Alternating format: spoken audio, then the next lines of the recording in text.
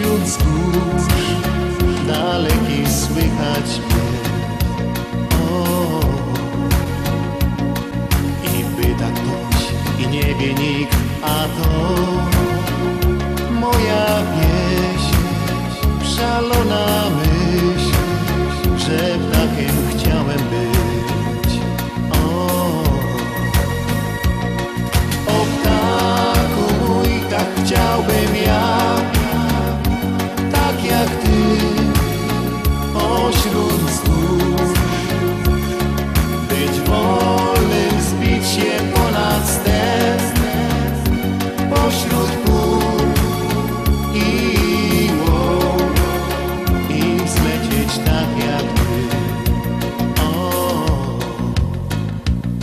Zbyt szybko mija czas i marzenia me staną się jak skrzydła twe, prawdziwe jak twój los. I będzie tak jak chciałeś ty, bo ja nigdy już nie wzniosę się ten ponad losu prost.